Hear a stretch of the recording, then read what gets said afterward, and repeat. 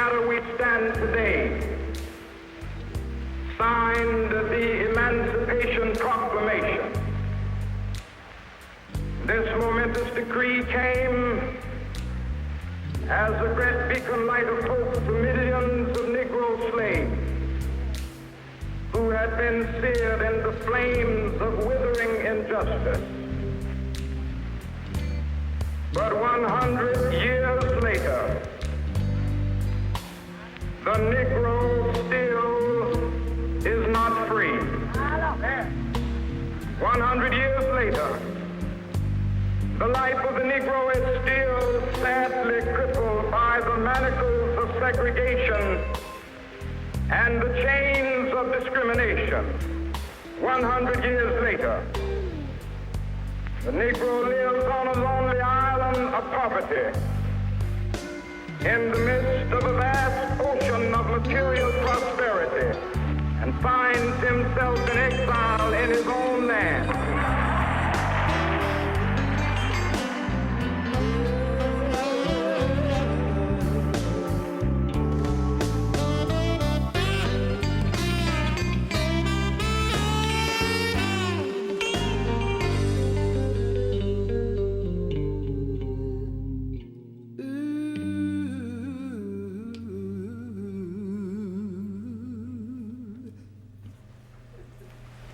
What does that say? None.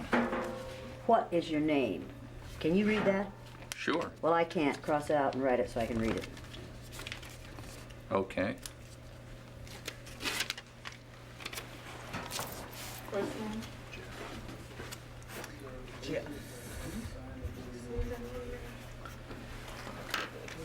What does that say? Louis A. Wright. Cross it out and write it so I can read it. I'm done. No, don't pat me, number one. And number two, you either follow the rules or you leave.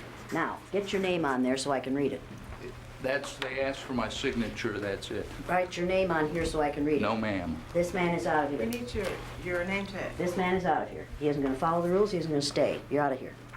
Your first name. Thomas? Are you the security person? This man is out of here. Okay. Sign in here according to iCard. Sit down.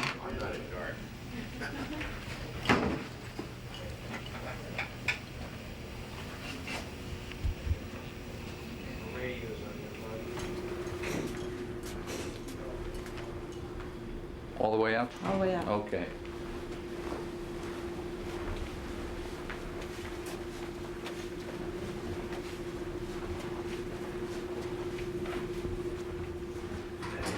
You can go in this room.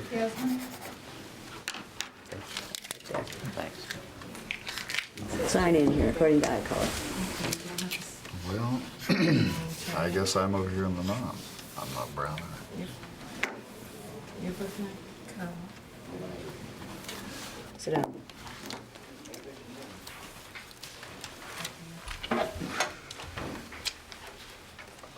First name again? Go to meeting room C. Stay there till we come for you. Look for your eyes. Green. Sign in under Brown. Two gentlemen have one question. The question is, would you want them back? I don't want them back. I don't want them back. This is not a question of want. If they can come back and conduct themselves according to the rules, they can come back. But I'm going to put them out if they don't follow the rules. It is not their choice. Okay. This is not their choice. They either follow the rules or they're out of here. That's the only choice they have. All right. Thank you. You want me to tell them that? No, I can I'll be tell them. perfectly happy to do No, I it. can do. Well, Bluey, did you sign in? Yes. Sit down. So, I'm sorry, I thought you meant in there. Sit.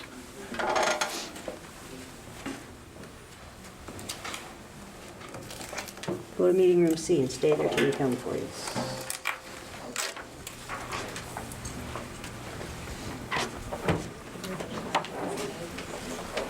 It's another one of those non-brown people.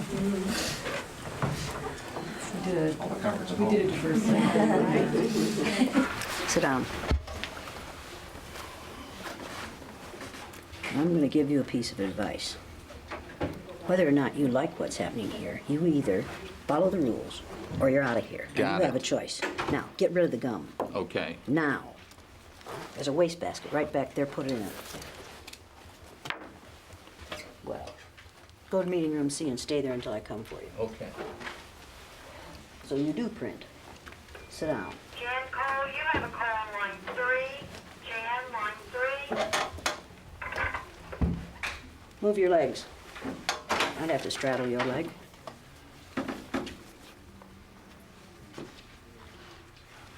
I'm going to warn you. You may be big and you may be tall, but you do exactly what I tell you to today. Do you understand that? Don't have a problem with that at all. Good for you. So even though we face the difficulties of today and tomorrow, I still have a dream. Yes. It is a dream deeply rooted in the American dream.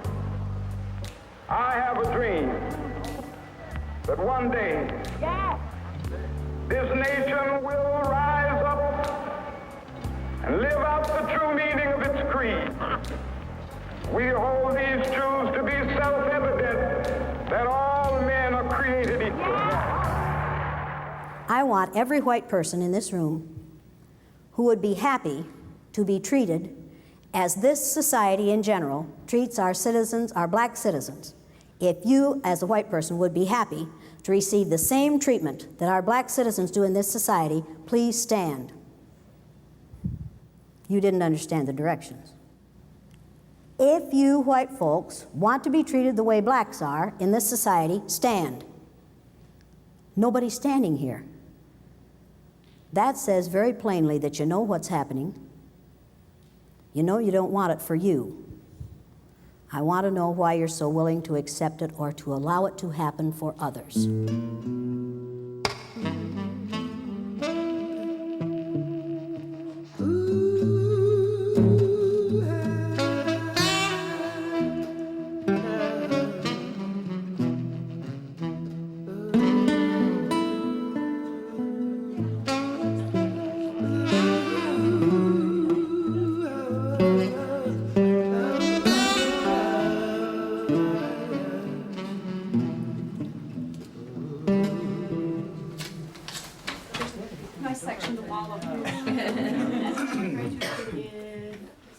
The purpose of this exercise is to give these nice blue-eyed white folks the opportunity to find out how it feels to be something other than white in the United States of America. And these people today are going to learn more than they want to know. The purpose of this exercise is to help these people walk in the moccasins of a person of color for a day. What I am going to do is assign to these people, on the basis of their eye color alone, all the negative traits that we have assigned to females, to people of color, to gays and lesbians, to people who have disabilities of any kind, to those who are obviously physically different. We are going to assign to these people all the negative stereotypes that we have so easily assigned to those groups. We are going to lower our expectations for these people, and we are going to force them to live down to our expectations of them. I wrote my name, she said, now, write it so I can read it. How have they been prepared to come in here? Not at all. They're just sitting We and just talking? set them into a room in which there are 3 chairs for 17 people. Now, It's hot in there. it's hot in there. Is it hot in there? Well, then it's probably smelly, isn't it? Because blue-eyed people sweat a lot, and you know they don't smell good. So I wouldn't want to be in that room after they've been in there. We don't tell them anything. We just send them to the holding room.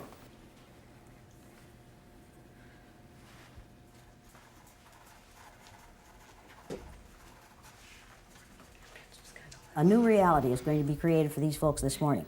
Now, we're going to treat these people negatively on the basis of the color of their eyes. And the reason I use eyes is because eye color is caused by the same chemical that skin color is caused by. If you have lots and lots of melanin in your hair, your skin, and your eyes, you have very dark hair, dark skin, and dark eyes. If you have only a little melanin in your hair, your skin, and your eyes, you have light skin, light hair, and light eyes. Now, having light skin, the first people on this earth, the first modern human beings on this earth, evolved near the equator in sub-Saharan Africa in about 280,000 years ago. They needed lots and lots of melanin to protect their cells from the rays of the sun. That's what melanin does for you.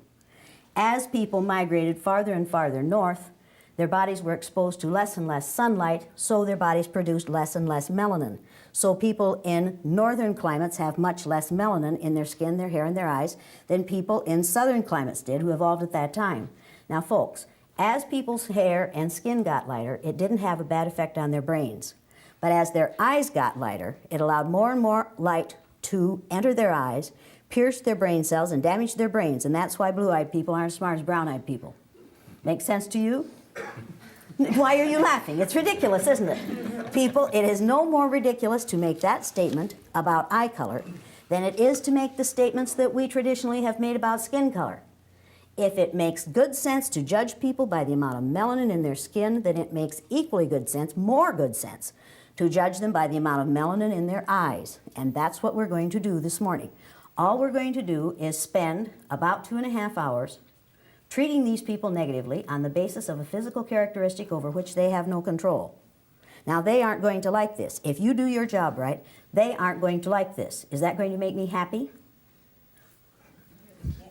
Yes, yes, because I want them to be uncomfortable, and I want you to help them to be uncomfortable. Keep the noise down. Keep the noise down. I'm not playing. Everybody keep the noise down. And whoever messed with the door, leave it alone. That was them. Who was it? Keep the noise down.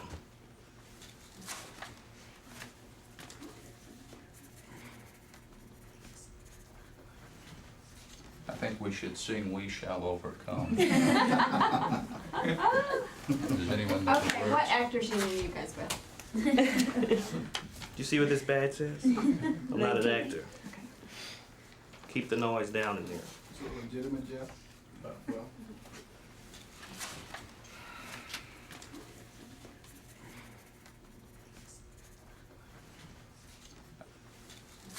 Blue-eyed people aren't as smart as brown-eyed people. I can prove that to you by giving you and them the Dove Counterbalance Intelligence Test. Now, this is an intelligence test that was developed by a black male a number of years ago, and the purpose of this test is to give white folks the opportunity to find out how it feels to take a test about which you know virtually nothing, and have your IQ based on your ability to pass a test about which you know nothing, that you have learned nothing about. We do this with people of color and with immigrants in this country all the time, and we base our judgment of their IQs on their ability to respond to items about which they haven't learned. The blue-eyed people aren't going to know many of these answers because they aren't very intelligent, because they haven't had to learn about people who are different from themselves, because they have only had to learn about white culture. This is a test that is based on the black culture of a number of years ago in this country. These blue-eyed people won't know many of these answers because they aren't smart, they aren't caring, they aren't curious, they don't feel that they have to learn about those who are different from themselves. That's the way they are.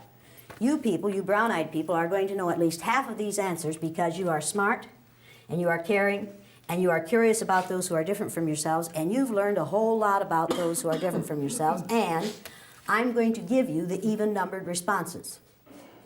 Now, this is not cheating, people. This is called reinforcing our position of power in this room. Everybody understand that? We do this all the time in the public, private, and parochial schools in this country. It is one of the ways we teach people who the superior people are. We give culturally biased tests on a daily basis in this country, make no mistake about that. We use culturally biased textbooks. We have culturally biased pictures on the wall. We teach a culturally biased history. Our maps are culturally biased. And they are culturally biased in favor of white people. Make no mistake about this, people. It's what we do. I know how to do it. I've been doing it as a public school teacher I did it as a public school teacher for 25 years. I know how to teach cultural bias, and I know how to teach racism. All you have to do is use most of the textbooks that are available in schools today. Now, I'm going to give you the even-numbered answers to this test. I want you to circle the letter of the correct response. For number 2, circle letter E. Number 4, circle C. Number 6, D as in dog. Number 8, C.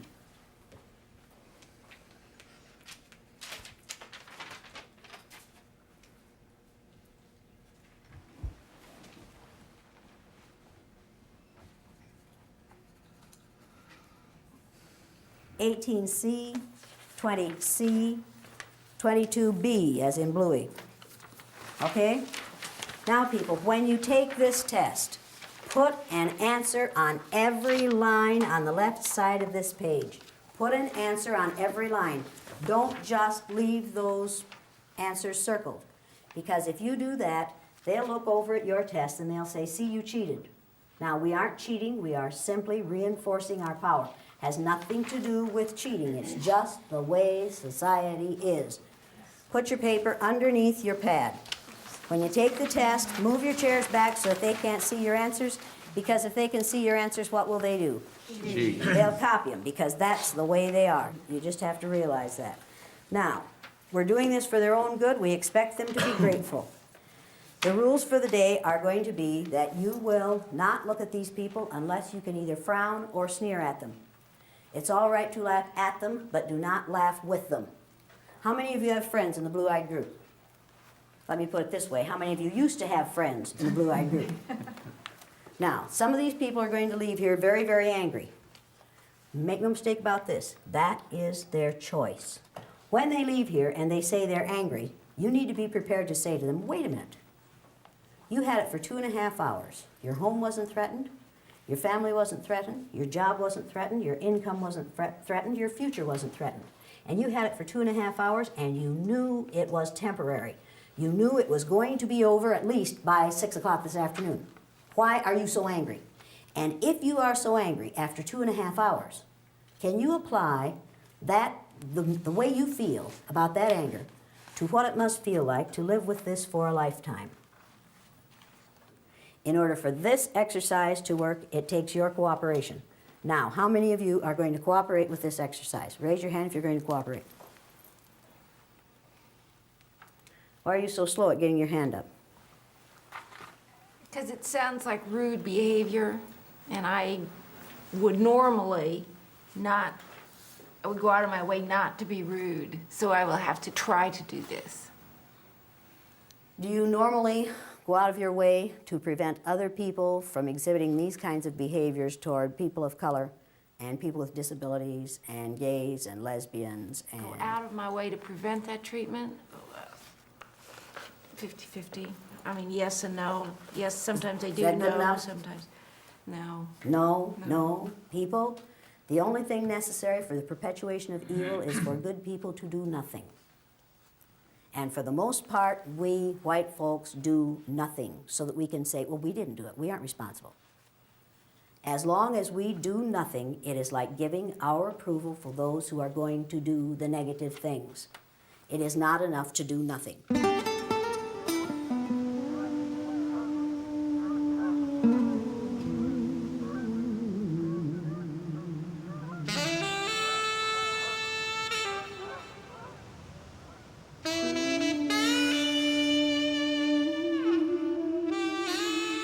I got the idea for the blue-eyed, brown-eyed exercise from reading about what the Nazis did during what has come to be called the Holocaust.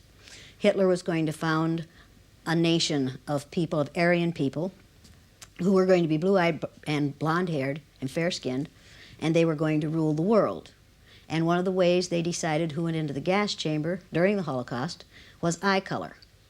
I decided on the day after Martin Luther King was killed that I would do what Hitler did. I knew it worked for him. I thought it might work for me. I decided that I would pick out a group of people on the basis of a physical characteristic over which they have no control, and I decided that it would be eye color. I didn't know for sure that that had really happened. I had read about it, I had heard about it, and I had seen movies about it, but I wasn't sure until I read the book Mengele and also the book The Nazi Doctors, and realized that yes, indeed, this was true. And in the book Mengele, which I have here, and which is one of the really scary books I've ever read, it talks about him doing these experiments without benefit of anesthetic, either chemically or surgically, on people of all ages to find a way to change people's eye color from brown to blue, so that when they found a brilliant brown-eyed Jewish person, they could change that person's eye color and so make that person a member of the master race.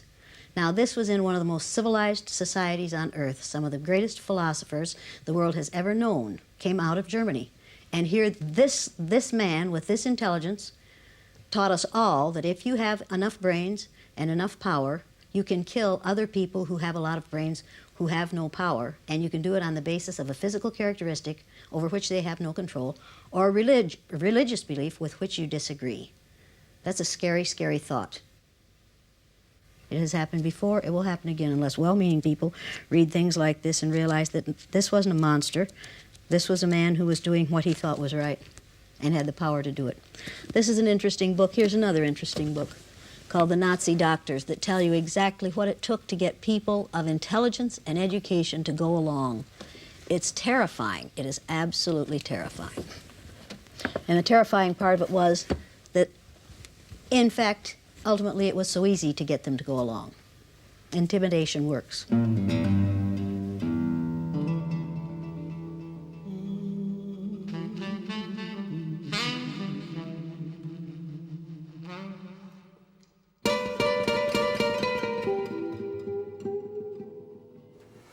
So what's going to happen for the rest of the day? Well, I mean, we're really not afraid of anything happening to us. That's it. We know realistically nothing is going to happen to us if we walk out the door, but we can still play the game. Play gin. Right. Right. We want coffee. We want air. Air would be good. There's nothing that says we can't have that. We've just been passively sitting here because we're good people and they ask us to. Absolutely. Now, we're going to call these females girl, honey, sweetie, baby, chick, darling. What are we going to call these males? Boy. Boy. Boy. And you don't say boy, you say boy. When it's properly said, it's a two-syllable word. Boy. And we use boy to keep black males in their place on a daily basis. All we have to do to lower someone to the age of 5 to 12 is call him a boy. And we do it to accomplished black males over the age of 70. And we get away with it. Now, for 2.5 hours, we are going to make these people look inferior and feel inferior. How many of you think these white folks can take this? Now, people, think about what you've just admitted. You've just admitted that you think that adult, sophisticated, educated, white males in positions of some power, and in a couple of cases, I think, real power, can't stand for 2.5 hours what you expect the child of color to live with from the moment he or she is born. Do you really believe that?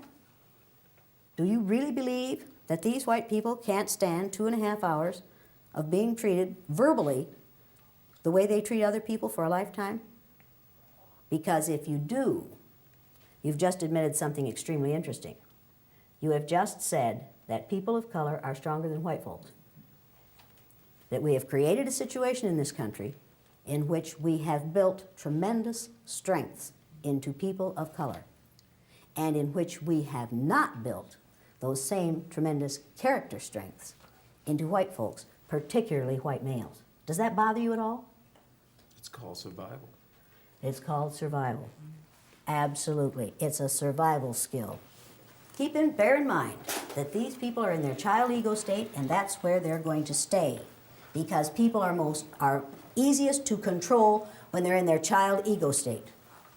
So these people are being treated like children, and they're going to act like children, and it's what we do with females in this country every day.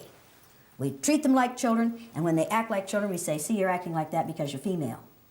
Now, people, if you are tempted to look at one of these people and wink at them, to let them know, without me catching you, that you really don't mean any of this, I'll change your eye color so fast it'll make your head swim. So just let me catch you looking at your tall white friend here. Just let me catch you doing that, friend. Let me see your eyes. You'll join them quick. Right away. You want to be with them? Okay, Brownie, you're going to be a bluey. It will not make you comfortable. Do not give these people any kind of reinforcement, people. Do not smile at them. Do not look. If you're sad for them, don't let them see it. And some of you are going to be sad for them. You look like you're sad for them already, and we haven't started yet.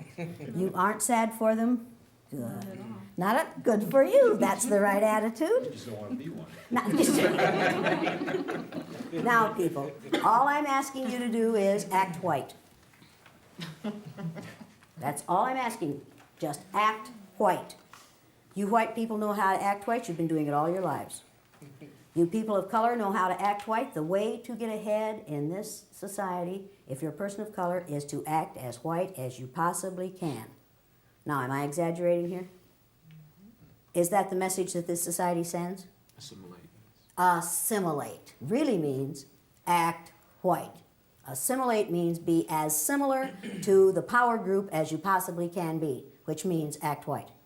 And you can turn intelligent, bright, committed, conscientious, ambitious people into people who act lazy and slovenly and stupid and slow and unmotivated. And you can do it in 15 to 20 minutes, and that's what you're going to do this morning.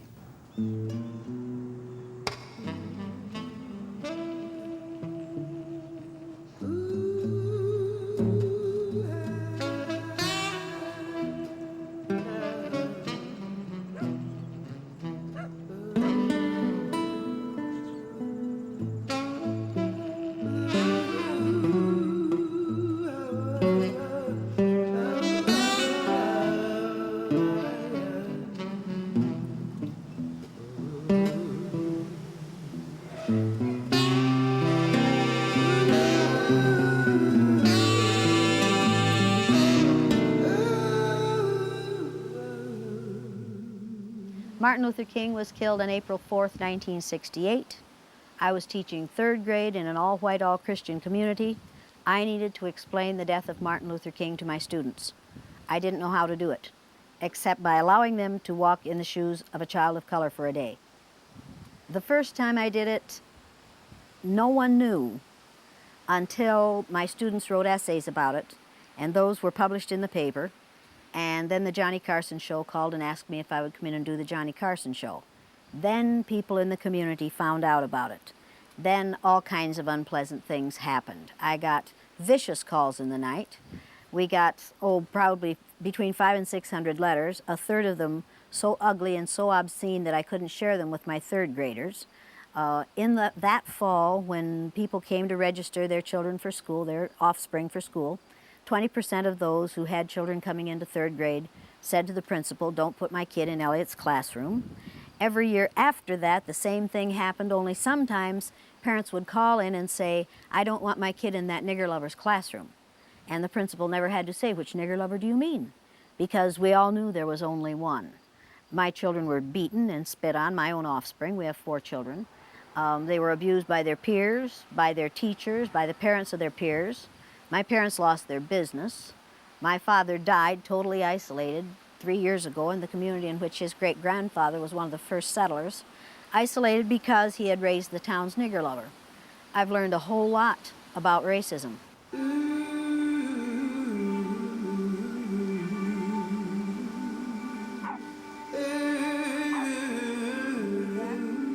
you think she's going to blame it on? She's going to blame it on somebody, but who carried it and put it over there?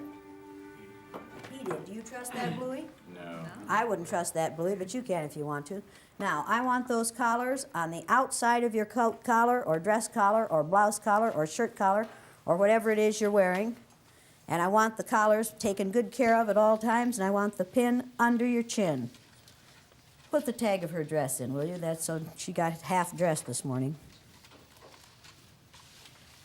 Now, people, before you can't arrange that properly? I guess not. I guess not. Fix it. Get the sunglasses off your head. Put them in your purse with the rest of your junk. Should we have to tell her that? No. Why do we have to tell her that? They're slow. They're unmotivated. They're lazy. They're disinterested. Now, do you have any physical problems that will be made worse by sitting on the floor for an extended period of time? Don't give me I doubt it. Yes or no? No back problems, no hip problems, no leg problems. No heart problems, no high blood pressure, nothing like that. How about you? How about you? No. You? Do you care? No, but I have to know because if something happens during this, you're liable to file a lawsuit. So I want to know going into it whether or not you have any problems. I don't want them made worse because I don't want to have to take a lawsuit out of this. Do you understand that? No. No, oh, you don't understand that? Well, your low IQ is another one of the problems I'm going to have to deal with today. Now, do you have any physical problems that will be made worse by sitting on the floor for an extended period of time? Yes or no? I'll say no. He's going to say no. Does that mean he doesn't have, or does that mean he's going to say no now, and later he's going to accuse me of having made him worse? Trust him. Can I trust this boy? No. Is he playing games? Yes. Am I going to put up with him? No. Do you have any physical problems that will be made worse by sitting on the floor for an extended period of time? Yes or no? Do you or do you not? You don't care. Honey, Typical. honey, if you want caring, go to your mother. Do I look like your mother to you? She's dead. Then go to some other nurturing female in your environment. That is not what I am about. Do you have any physical problems that will be made worse by sitting on the floor for an extended period of time? What is difficult about answering that? There's no sense in it if you don't care. The purpose of this is to find out whether you are going to be in worse shape physically after this is over as a result of sitting on the floor. I don't want you to be. I care because I don't want you suing me. So there, I care. Now, That's what I wanted to I know. care. Do you or do you not? No, I'm fine, thank you. Thanks for caring. Whoa. Friend, I don't care about you. You need to understand that I don't care about you, I care about me. Then you need to realize maybe I lied to you. I care about me. If you lied to me, we have it on tape that you said no. And I have So it on now, tape that I if don't you care. if you try to sue us, forget it. And I have it on care. tape that I don't care about the repercussions for my sake, not for your own. Understand that? But I care about you. Oh, good, good. Then don't make me spend my precious time messing with you anymore. Okay, that's your All choice. right? All right? Yeah. Yes. Turn around and face the front of the room. Turn around and face the front of the room. Now I know what you're thinking. I'm going to see how far I can push this woman. I'll tell you how far you can push me. You can push me this far, and you've pushed enough already. You either turn around and face the front of the room, or you leave. You're going to follow my rules, or you're out of here. Turn around and face the front of the room.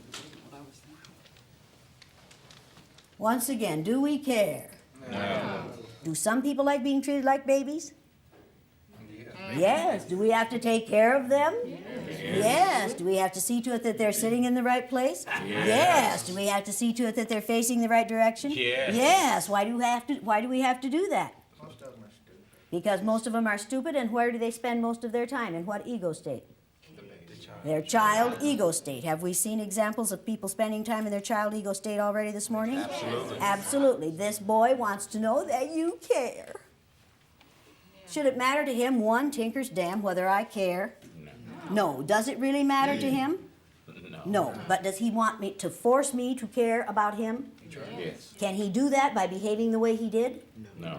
No, people, that is not the way it's done. And women, no, that's not the way it's done. Now, when people act the way this one just did, he is in his child ego state. He has gone to the age of about 7. I want it my way, and I want it now. I don't have to do it unless you care about me. Now, I'm going to teach you the listening skills. Since you have already indicated that you have difficulty remembering things, I'm going to ask you to write these things down. Take out a piece of paper and a pencil. Write exactly what I say, exactly as I say it. Number 1, good listeners have quiet hands, feet, and mouths. Write it down quickly before you forget it. Write it right now. Good listeners, what does yours say? Good listeners have quiet hands, feet, and mouths. How many commas do you have in that sentence? None. Why? I was writing fast and I left the commas out. Give me your paper. How many commas do you have in your sentence? I have none, Why? because I heard you say none. He heard me say none. Oh, sweet Jesus. But you don't. Well, now, Sonny, you have a period on there, don't you? Yes, Did you hear me say period? I did hear you in the sentence. Oh, you did hear me in the sentence, but you didn't hear me in the sentence say commas. Is your reasoning a little strange here? You're right. Yes. Are you looking for excuses for failure? No. Yes. And are you trying to blame your failure on me? No, I'm yes. blaming it on myself. And blame it on yourself. Now get some commas in there. Do you need a comma after quiet? Well, it's gonna matter. No, I don't. No. Is that a mistake too? Yes, I yes. made a mistake. Have you made several so far this morning? Yes, and Yes. I'll make more. What was the first one you made? Coming to the workshop. Big mistake. Now, where are you gonna put your commas? After hands, feet, and a period after mouth. Good for you. What about you, dummy? How do you spell quiet? Not like that. How do you spell quiet? Spell it out loud for me, right here, as you have it right here. Q-U-I-T-E. Q-U-I-T-E. That's quite good, isn't it? It's not quite quiet, is it? That's right. How do you spell quiet ordinarily? Q-U-I-E-T. Q-U-I-E-T. Why did you spell it this way today? This is writing fast. Because you were writing fast. When you write fast, you don't think as well, right? That's absolutely right. Then I hope you drive slowly on the way home. I will. Cross it out and get it right. Remember, it does not rhyme with right. There we go. Now, the second. May I ask a question? Good listener. I was just talking, and you interrupted me and started to talk. Yes. You're a real poor case, aren't you? Well, I was going to ask a question. What's your question? I was going to say if I could have my paper and pencil back so that I could take notes and get to my adult state. Now, I'm going to give you a piece of advice. Every time I look at you, you're sitting there with that sick smirk on your face. If you can't look up without smiling, the next time I see that smile, I'm going to come down on you real, real hard. Okay? You're going to feel like a cow pat on a hot rock. So if I were you, if you can't hide your smile, drop your head so I don't have to see it. Just look down when I'm coming towards you so I don't have to see that smile. Does that make sense to you?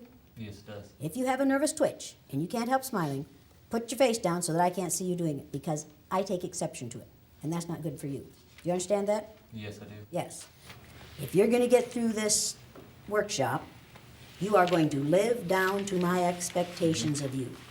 Because if you don't live down to my expectations of you, we're going to call you an uppity bluey. And we're going to ride your tail until you do live down to our expectations of us. How do I know how to do this? By your observations Of what? of what happens in society. That's right. That's right. We, in the power position in society, know how to keep people in their place by lowering our expectations for them and by forcing them to live down to our expectations of them. And we do it by such ways as when President Reagan signed the decree establishing Martin Luther King's birthday as a national holiday. As he signed the decree, someone said, Mr. Reagan, he signed in front of the press, was Martin Luther King a communist? And he threw down the pencil and he said, well, we'll know in 30 years, won't we? So you see, you hold out the rose with one hand and you yank it back with the other. We'll give you this day, but we don't really want to. And that was on network television. Everybody saw it. Did that send a message to the black community? Oh, yeah. Absolutely. Did it send a message to the white community? Mm-hmm. Oh, yes. What message did it send to the white community? We'll keep them quiet. We'll keep them in their place. We'll go along with this because there's something to be gained for us by it, but not because we really honor the man, but because we want to cool things down. Does that bother you at all? Yes. Did you think about that when he did it? Do you think about it differently now? Now, why do you want this paper and pencil? So that I can remember the things that you say. Because you don't trust yourself to remember them, do you? Exactly. No. Now, did I teach him something? Yes, Yes. you did. Was it a valuable lesson? Yes, very much. No, it wasn't. No, that isn't. That is not a valuable lesson, to teach people to submit to tyranny. Get real. That is not a valuable lesson. That is a dastardly lesson, and you need to realize it. You need to realize that what I just did to him today, Newt Gingrich is doing to you all the time by saying people who think like him are normal and other people are not. And you're going along with that. You are submitting to tyranny in order to be called normal, for God's sake. You'd be better off to be called subnormal. I didn't just teach him a valuable lesson. I taught him to go along to get along. I taught him to submit to oppression.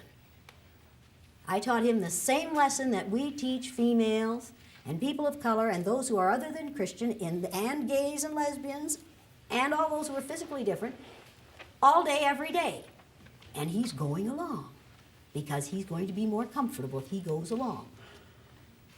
Is there any way he can win? No. Did he win just now? No. He thought he did for a minute, didn't he? And you all thought he did for a minute, didn't you? No. The second listening skill is good listeners keep their eyes. What are you doing?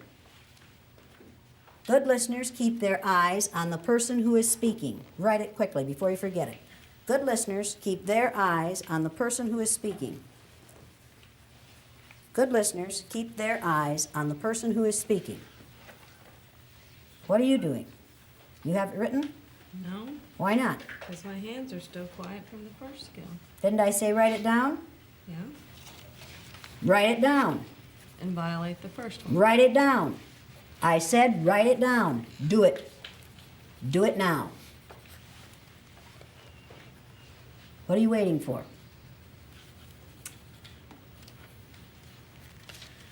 Now I'm going to warn you about something. In case you don't recognize it, I'm messing with your mind. Now, I told him to conform, and then I said it was stupid to conform. So then you decided that you wouldn't conform. So now you're in trouble. Now, what had you better do? You never know what to do. That's right. That's right. Just the minute you think you've caught on to the rule, what did I do? You changed I changed the rules, people. Am I good? You're good. Am I good? Do I know how to do this? Absolutely. I'm a white female. I learned how to do this at my mother's knee. I know exactly how to do this. I can turn you every which way but loose. And there ain't no way you can win. And we can do this outside this room. Our society does this on a daily basis. We build people up and then we tear them down. We're doing it with Colin Powell right now. We're going to build that boy up, and that's what we're calling him, that boy. We're going to build him up, and then if he gets anywhere near where he wants to go, where he doesn't really want to go, but we're flattering him into going there. And about the time we get him up there, what are we going to do? Kick the blocks out. We're going to kick the blocks out and let him slide right down that slippery slope, unless I'm very much mistaken. Because do you really think that this country is prepared to vote in a black president? Oh, boy, what a joke. Are you think this country is prepared to vote in a female vice president? Right. No.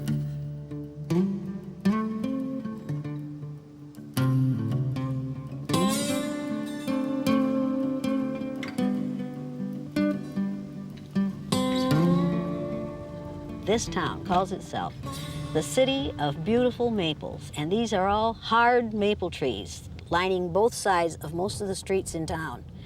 In 2 weeks, they will all be these gorgeous yellow and orange and red and gold colors. And people will come from miles around to see the color in our trees. And this city is just so proud of that wonderful, wonderful color in these trees. But they do not want people of color to come and reside in this community. We love color in our trees. We do not want it in our skin. And it breaks my heart because it is so, because this is a beautiful little community, and they're very proud of their feelings for one another, the size of their churches. Their churches are full every Saturday, every Sunday, and every Saturday night. It's wonderful. It's a wonderful place to raise children. As long as you don't want to raise children of color here.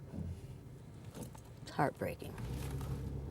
The first time I did this exercise in 1968, my parents sold 42 lunches in their little hotel lunchroom in Riceville. The day after it was shown, they sold 2. They never sold more than that again. That was the end of their business. Their business was killed by what I do. somebody has said good deeds won't go long unpunished. I found out how very true that is. I learned a lot about racism in a short time. And it wouldn't have bothered me as much if I had been the only one they exposed to that kind of behavior. But nobody confronted me in all those years. To this day, no one other than my peers one time have confronted me. But they got at me through my children and my parents. And I find that very, very difficult to forgive. The Jews have a saying. They say that you have the right to forgive others for what they do to you. You do not have the right to forgive them for what they do to others. I can't forgive them for what they did to my children. My children have to do that.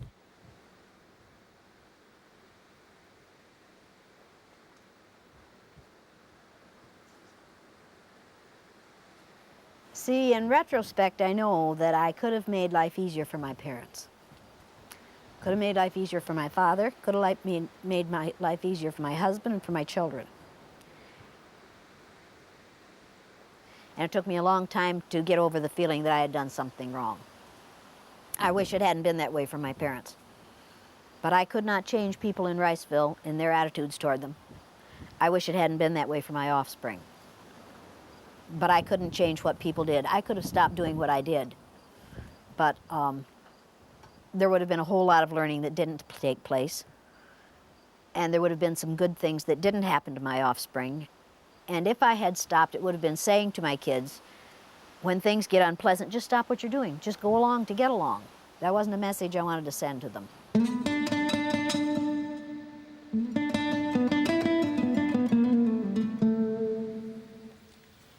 It's a new experience for most of you, perhaps not for this one. But for most of you, it's a new experience to have to just be submissive. Just get your poop in a group and keep your mouth shut. Just do the very best you can so you don't call my anger down on you. Now, this is just for a little time. I think you can do this for a little time. I'm not sure that all of you can. This is going to be a good learning experience for you. Remember that in this situation, you people have no power. Absolutely no power. So quit trying to exercise what you don't have. Quit trying to run the show. You need to decide how big a risk you want to take. Let me tell you something. I will not soon forget the female who looked a lot like you, which is unfortunate for you, in Denver, Colorado, who decided when she came in as a blue-eyed person that she was going to not conform and she wasn't going to go along. And she went up and down the 2 rows of blue-eyed people saying, "Come on, brothers and sisters, come with me and defeat the oppressor. Come with me and refuse to go along with this. Do not go along with this. Do not take this abuse. Come on, we can demonstrate and we can make a difference." Made a total fool of herself. The rest of the blue-eyed people felt that there was an opportunity here for them to learn something. She didn't want to learn it.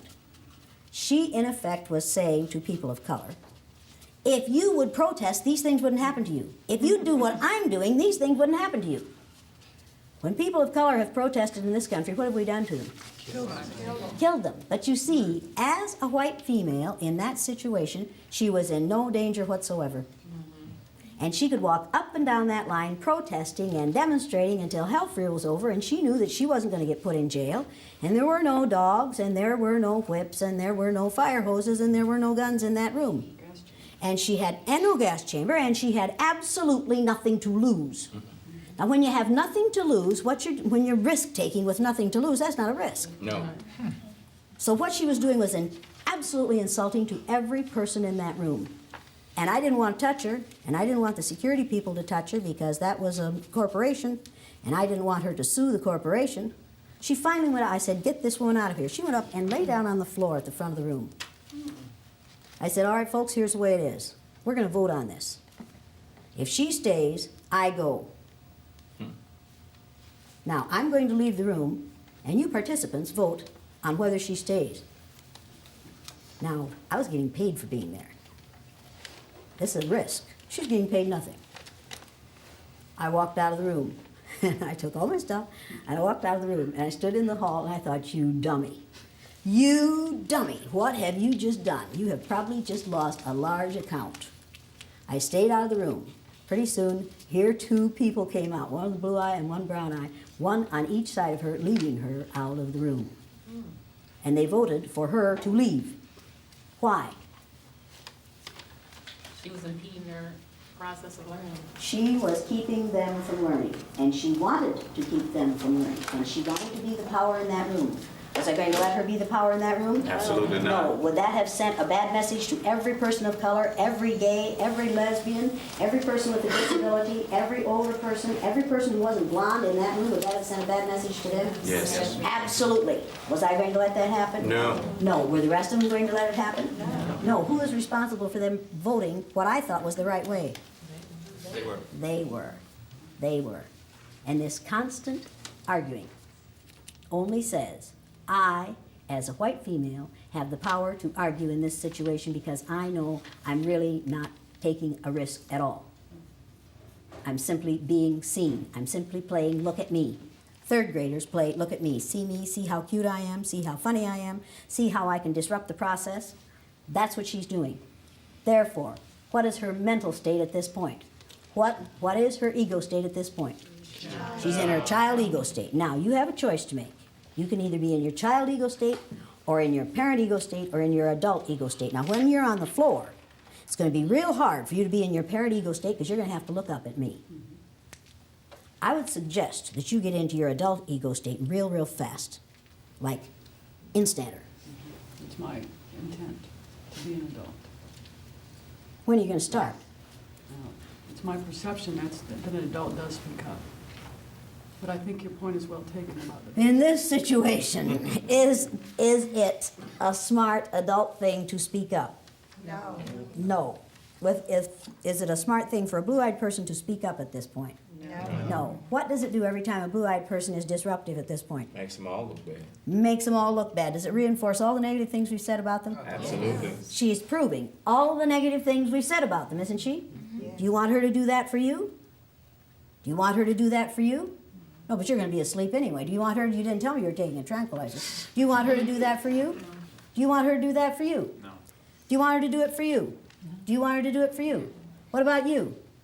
Oh, yeah, you do, because it shows that she cares, right? It shows that she cares. I'm going to do you a favor.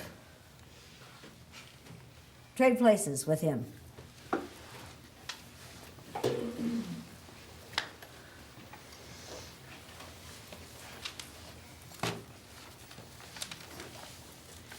Now, the second listening skill is, now, I don't want you to talk to him. Oh, I think you're in the wrong place. You trade places with him.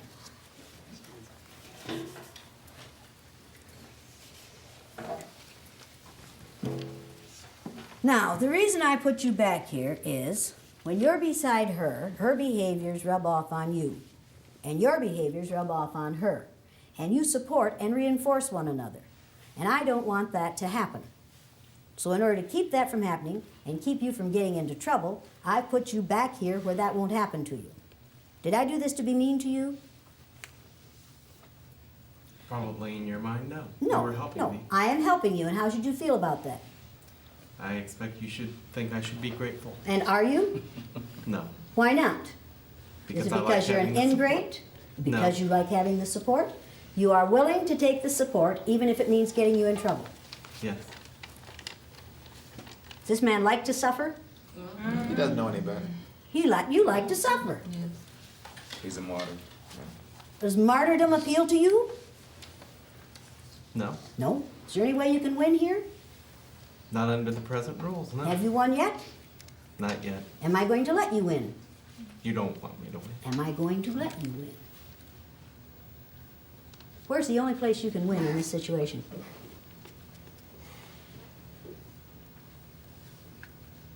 I can't. Can you win in your mind? Yes. Yes. Yes. So within me, I can. Within you, you can win. But will I know that you have won within you? Yes. No, I won't. And neither will they.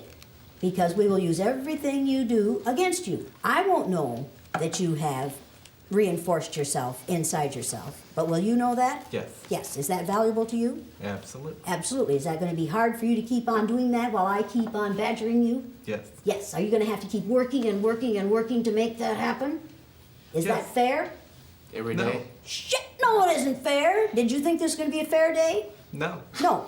Do you think what goes on outside here is fair? Absolutely not. Absolutely not. Do you spend a whole lot of time outside here holding it in and winning inside yourself even though society doesn't want you to? Yes. Yes. And do you? Yes.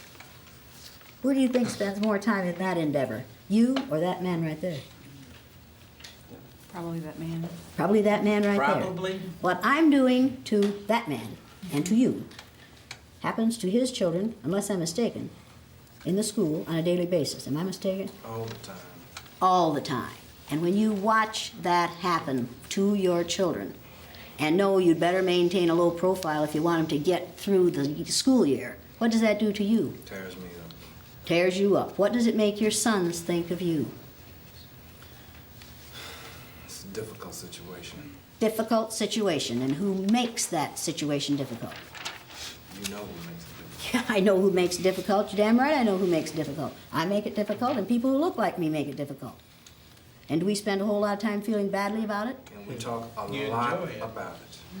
If we didn't enjoy it, what would we do? Stop We'd stop doing it. We'd stop doing it. Are you folks on the outside, you brown-eyed people, having a better time here today than they are? Yes! You have more fun than they are? Have you had fun yet? No. Why not? Because I'm a blue-eyed person. Yeah, and what, as a result of being a blue-eyed person, what is going to happen to you? I'm gonna be treated differently. That's right, and is there anything you can do about it?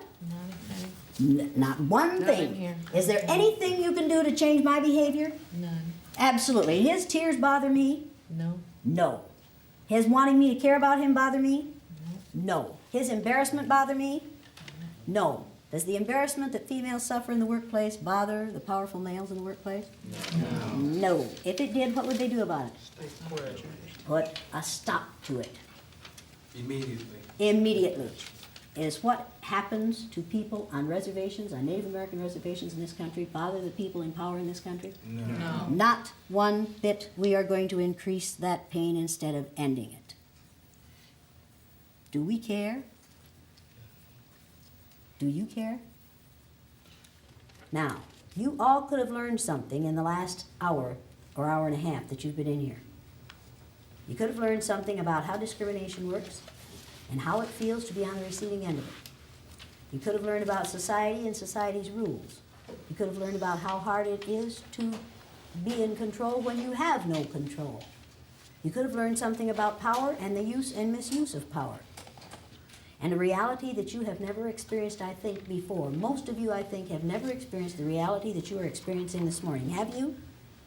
Before this? Have you? No. Have you? You? Not in this country. You? You? I like the way you say not in this country. You? Have you? Have you ever experienced anything like this before? I've experienced discrimination because of being a woman, yes. Of being a white woman.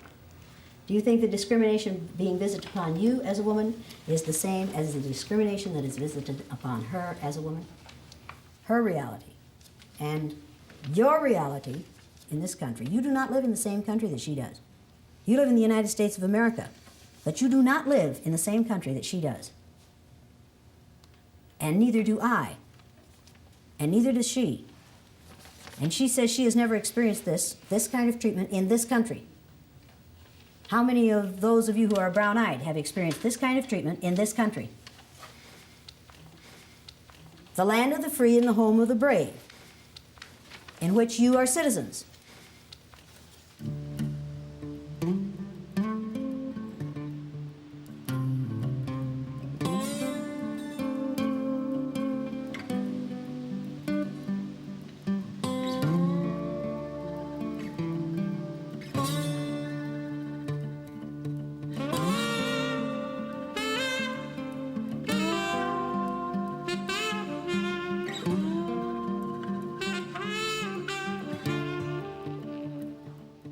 You're going to interview some students tomorrow, some former students of mine, who were in my classroom the 3rd year that I did this exercise. They were in a film called The Eye of the Storm, and we took still photographs of those children each day of that exercise, one when they were on the top and one when they were on the bottom. And I have some of those here. The interesting part about these pictures is you can take a child who's a perfectly happy, normal human being on one day, and by putting a collar on him and telling him he's inferior, you can turn him into a frightened, vulnerable, intimidated, suspicious child who cannot succeed on the day he's in the wrong place. This is like the powerless and the powerful. This is Rex on the day he's on the bottom. You're going to meet Rex tomorrow. This is Rex on the day he's on the top. All of these students that you're seeing now and that are in the film The Eye of the Storm are moderately to severely dyslexic. None of them were supposed to finish high school. Rex now has his MA in Elementary Education Administration. You're going to talk to him tomorrow. He is going to be teaching children to make a difference. This is Sandy on the day she was on the bottom. And this is Sandy on the day she was on the top. Sandy's the one who said, when we did our reunion 5 years after they graduated from high school, I asked Sandy whether having had this exercise when she was in 3rd grade had changed her life at all. She's the one who said, yeah, now when I hear one of those bigoted remarks, I wish I had one of those collars in my pocket. And I could take it out and I could whip it around that person's neck and I could say, now you wear that for 2 weeks and see how you'd like to live that way for a lifetime. Rex is the one who said, I'll have that collar in my pocket for the rest of my life. I can't get that collar out of my pocket. This is how Laurie, you're going to meet Laurie tomorrow. This is how she looked on the day she was on the bottom in this exercise. And this is how she looked on the day she was on the top. Now you think about this is just one day in these children's lives. And look at the difference. What if she had to live this way if she expected to live this way for a lifetime? He would soon begin to doubt her intelligence, and so would she. I don't think I had a picture of Milton in there, did I? But this is Milton's. Every day of the exercise, each day of the exercise, the children had to draw themselves as they felt that day. And this is how Milton drew himself. This is the day he was on the top, and they drew these and colored them. And Milton has an eye for drawing like I have only seen in one other child in all the years that I've taught. But because he was dyslexic, he got no respect from the school, and so his life is down. It's just a wash, and it breaks my heart because he's probably the most talented child I have ever seen artistically. But this was all in yellow, and there's an angel on his head on the day he's on the top. On the day he's on the bottom, this is all in black, and there are flames, red flames up in here, and there's a little red devil on top of his head. But if you feel like this when you go to school in the morning, every day, or if you feel like this every morning when you go to school, are you going to do a better job than when you feel like this? See, if you can create a situation in a school or in a society in which 11% of your society feels like this, and the rest of them feel like this, which would you rather feel like? Which part of society would you rather be in? Would you rather be one of the powerful or one of the powerless? And how dare society force people to live this way? It's been over 20 years now, and it's just looking at these pictures and talking about it is just as if it happened yesterday. It's very much in my mind. I started reading the book again, and it brought back a lot of tears. I remember the things that kids said to each other and how they treated each other, and I mean, best friends were now fighting, and we hated our teacher. We had to draw a picture of her, and I'll never forget that because we all drew like a picture of a devil. And we had to stay in extra for recess. We couldn't go back for seconds, and some of the kids, we couldn't share our food because, we're dirty people, and we had to use a cup to drink out of because we had to use the same cup all day, otherwise we were wasteful. But I remember when she'd said that brown-eyed people were slow and they were dirty and smelly, and I was like, here's this teacher, you loved this teacher, and she's telling you all of these things. It's like, I thought you were my friend, and to go through this, and even though we all knew it was a project that we were doing, once it started, you forgot it was a project. It was such a reality that it's like, I'm really going through this. This isn't funny anymore. It's not a joke. And when they had the collar on, you just felt like, that poor little dog outside who wants to go in and nobody will bring him in.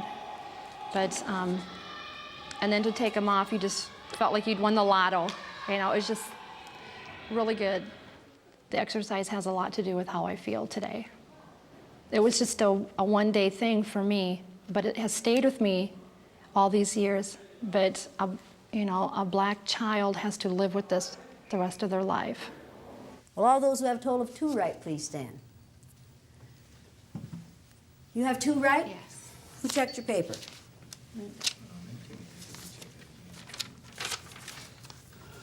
Where are the numbers on this paper? They're not on there. Did you know that when you stood? All I saw was that she said I got 2 correct, so I was relying on that. Did you know you didn't put any numbers on this paper? Yes. Yes. Did you know you were wrong when you stood? No. Did you hear me say those numbers? Did I say right number 3 first? I guess I didn't hear that. Oh, are these right? I guess not. Do you have 2 right? I guess not. How many do you have right? None. None. Are you taking credit for something you didn't do? Evidently. And are you going to blame her for checking it wrong? No. No. Who's at fault for your standing when you don't belong there? I am. Put a 0 at the top of that page and cross out the 2. Okay. Will all those who have a total of 1 right please stand? You thought I said one night stand, didn't you? Show me your paper.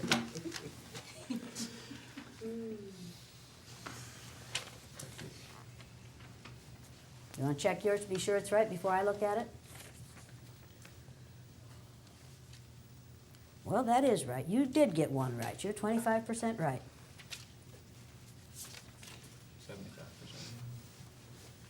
75% wrong. You're right. I keep forgetting.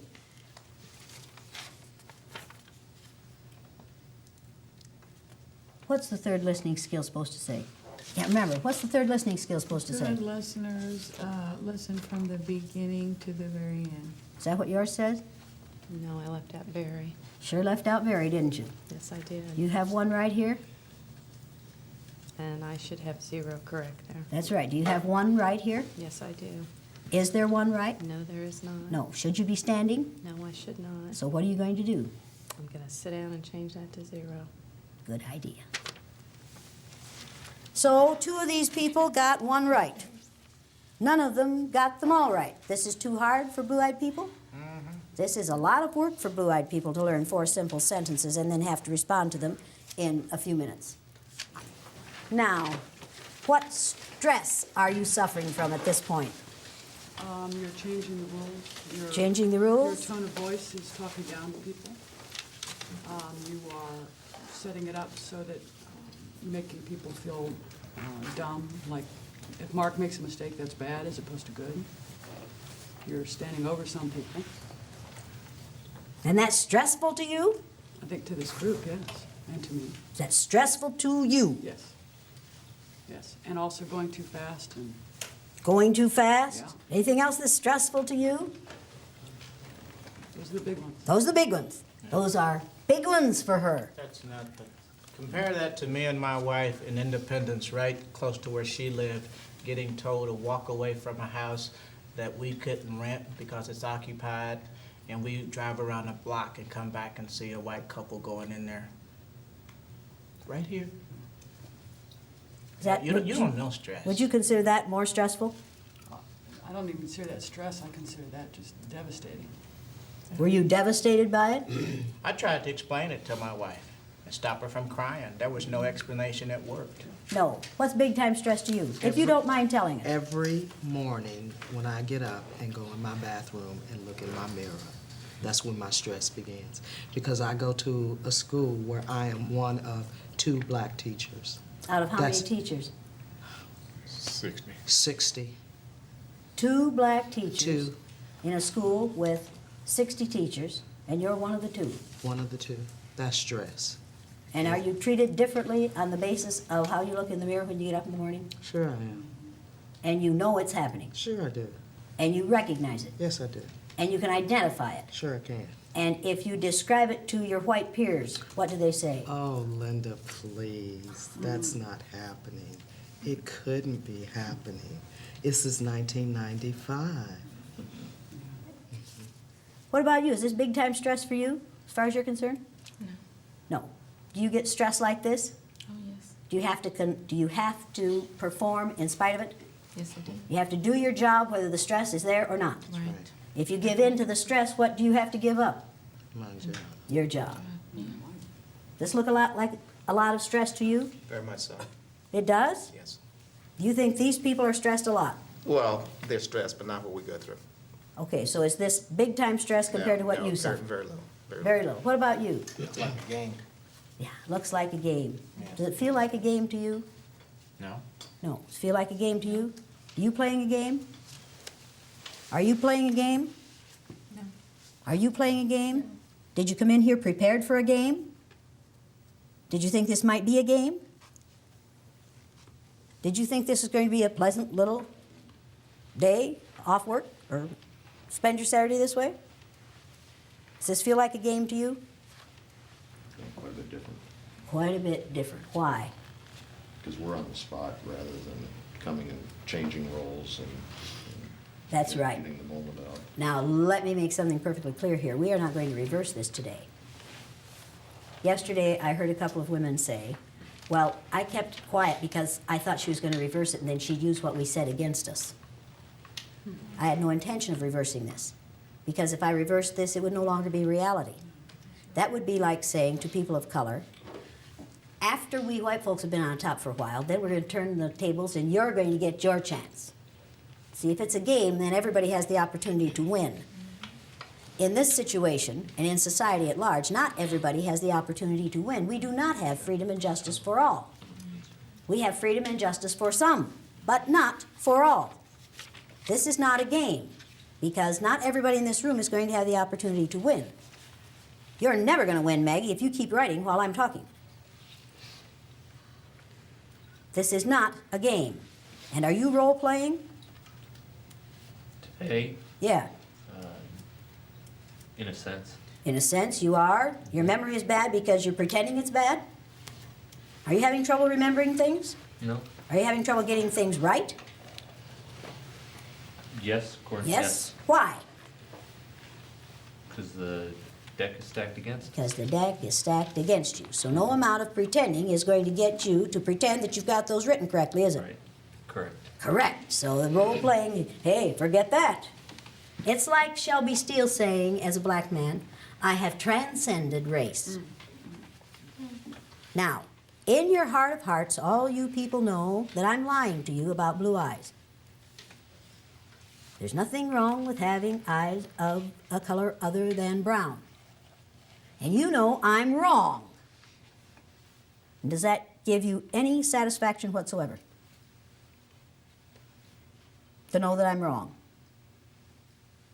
Is that making it all easier for you to go through this? No.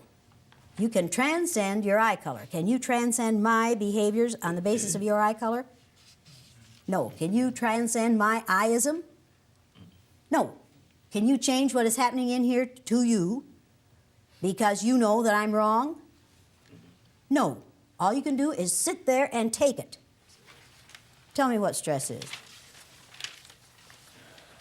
Now, wait a minute. He volunteered to tell me what stress is. I do not ask people of color to bleed all over the floor for white folks. I don't do that.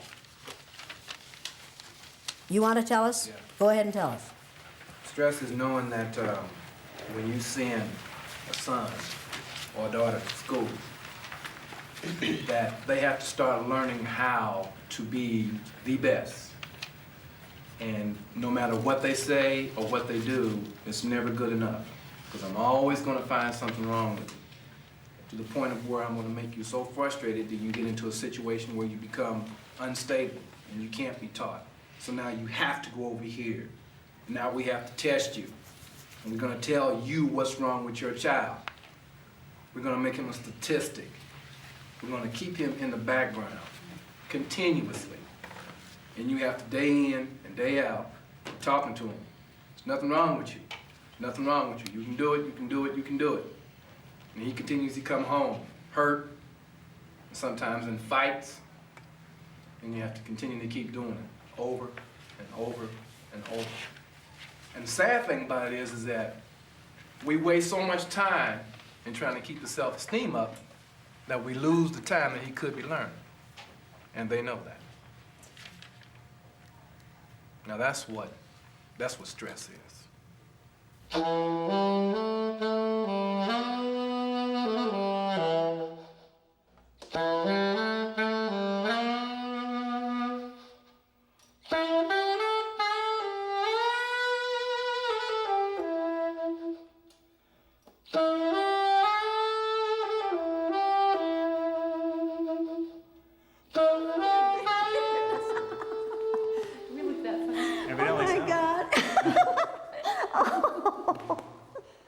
Oh my gosh, Donna, I'm so glad to see you.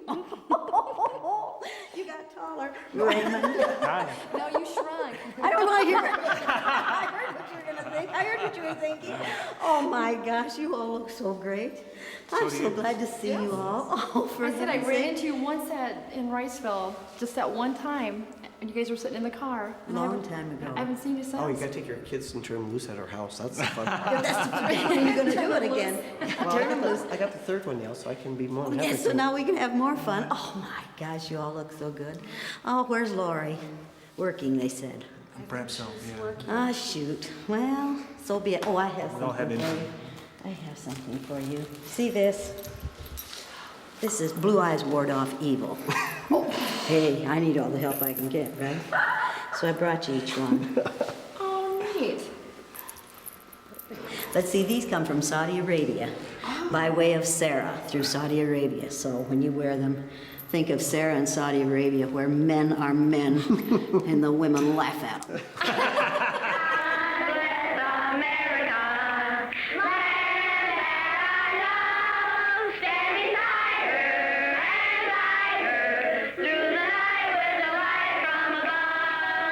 It might be interesting to judge people today by the color of their eyes.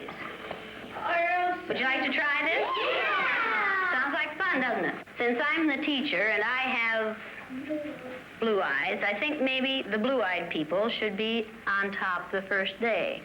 I mean, the blue-eyed people are the better people in this room. Oh, yes, they are.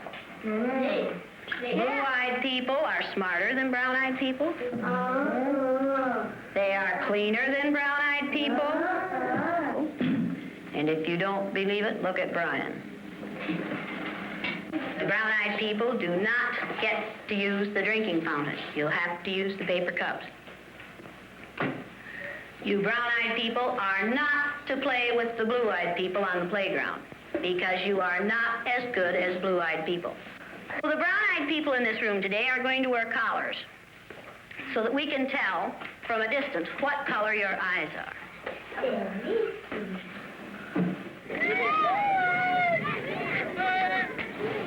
And it seemed like when we were down on the bottom, everything bad was happening to us. It seemed like Mrs. Elliott was taking our best friends away from us.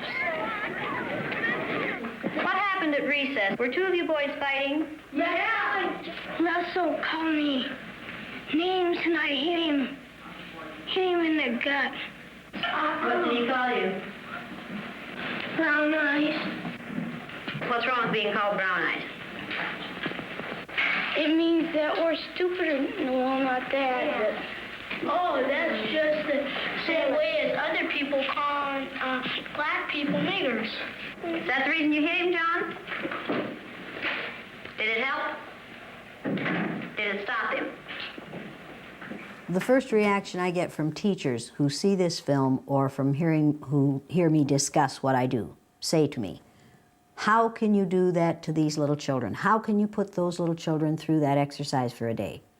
And they seem unable to relate the sympathy that they're feeling for these little white children for a day to what happens to children of color in this society for a lifetime, or to the fact that they are doing this to children based on skin color every day, and I'm only doing this as an exercise that every child knows is an exercise, and every child knows is going to end at the end of the day.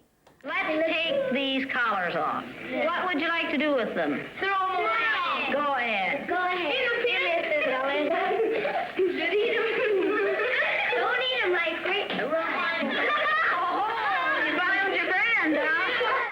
This older woman in the middle of this group stood up and said, Mrs. Elliott, I came here to tell you how much I hate you. I said, okay, go ahead. You know, this isn't a new experience. She said, I am Jewish. I was born and raised in Germany. She said, we went to a Jewish school. Every morning when our headmaster came in, we would bow and say, good morning, Herr Headmaster. She said, one morning he came in with 2 SS troopers.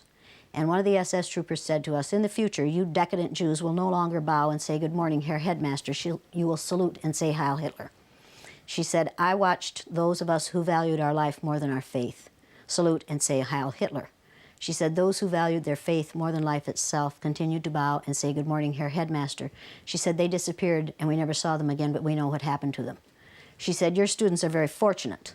They will never allow to happen in their society what we allowed to happen in ours. They'll see it coming and they'll put a stop to it. Then she said something that frightens me to this day. She said, the atmosphere that you created for your students in your classroom with your blue-eyed, brown-eyed exercise reminded me of the atmosphere, the environment that the Nazis created for the Jews in Germany. Now, people of color, particularly blacks, who see the film The Eye of the Storm, which was in my classroom, the 3rd year I did the exercise, say to me when it's over, that's the way I live every day of my life. And that's in what we call the land of the free and the home of the brave. We have created an environment in this country for 11 to 12% of our population in which they feel the way the Jews felt in Nazi Germany. White people say to me, I don't see it that way. Of course they don't see it that way. They don't live it that way. We do not live the same reality in this country. White people do not live as people of color do.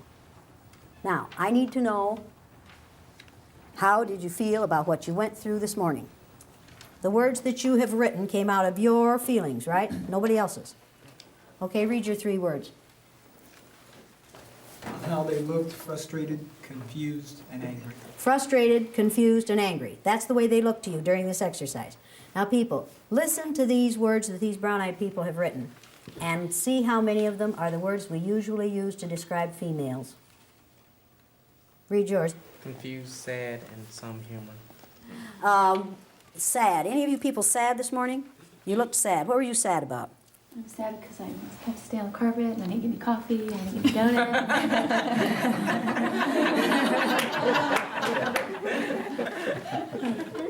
Valley girl?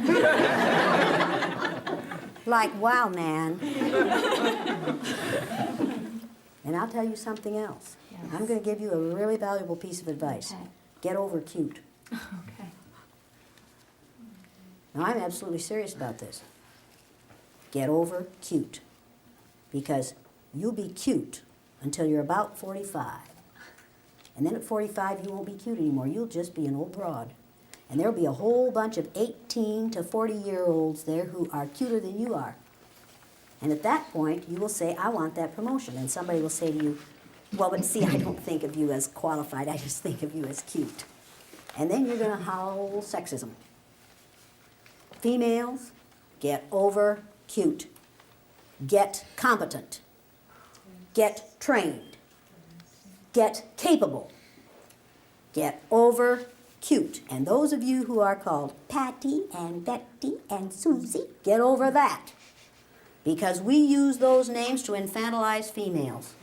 We keep females in their little girl state by the names we use for them. Get over it. If you want to be taken seriously, get serious. Get over it. Okay, read your 3 words. Confused, lonely, and uncomfortable. Confused, lonely, and uncomfortable. Yours. Ooh, did anybody in here feel lonely during this thing? What do you mean when you say lonely? just like they're just. All alone. Yeah. They have no support group. Right. Here, all these blue-eyed people are together, but there's no support group. And each of them knew there was no support coming, didn't they? Did they catch on to that real fast? You didn't even seem to expect help from one another. Would you have appreciated some defense? Well, yeah. Well, yeah! Where's Daryl? Where's Daryl? Don't you say another word until I get my husband in here, because you are so like my neighbor, I can't believe it. Well, yeah! You would have appreciated defense. Yeah. Yeah. I Did you resent the fact that none of them stuck up for you? Or did you think they've got to cover their own asses? I figured that they knew that if they tried to come to my defense, that you'd point your guns to them. And so I figured that's the reason that they weren't. When I was picking on her, why didn't any of you males defend her? Of course, I wouldn't have defended her either, but why didn't any of you defend her? Why didn't you defend her? It's like if you're picking on her, you're not picking on me. And so by the rules I kind of saw, it's like I'm just going to sit back and lay low. And let her do it to them. It's what makes racism work, people. It's what makes homophobia work, people. It's what makes sexism work. It's what's going to make ageism work. To sit back and do nothing is to cooperate with the oppressor. As long as you folks did nothing, I was free to do whatever I chose to. Read yours. I said they looked intimidated, confused, and scared. Scared. Any of you people scared this morning? What were you scared about? I was, I think the thing that made me most scared was when we talked about the, just doing this for a day, and how it really is a lifetime thing for so many folks. And why does that scare you? It scared me. I really got in touch with just the incredible injustice that I'm a part of. Yeah, yeah. It really scared me. Yeah. I was really aware of my my stomach, and I was really aware once I really allowed myself to begin to really understand and really accept, the full impact of this. It started making me really sick. I just really felt physically sick at the. Now, you felt sick to your stomach this morning in a 2.5-hour exercise. Could that have anything to do with why so many black males die 9 or 10 or 15 years before white males do, and so many of them have high blood pressure and problems with heart and all kinds of problems that kill them early and have nothing to do with violence? Could having to confront this and deal with it, or not confront it and cope with it all day, every day for yourself and your wife and your children and your parents and your grandparents, make you sick? I guess probably the biggest thing is that it's really hard for me to believe that one person can make a difference. Have I made a difference in you? Yeah. How many people do you think I am? At the end of the Second World War, when they cleaned out the concentration camps in Germany, a Lutheran minister said, when they came for the Jews, I wasn't Jewish, so I did nothing. When they came for the homosexuals, I wasn't homosexual, so I did nothing. When they came for the gypsies, I wasn't gypsy, so I did nothing. When they came for me, there was no one left to do anything. Now, think about it. Just think about that.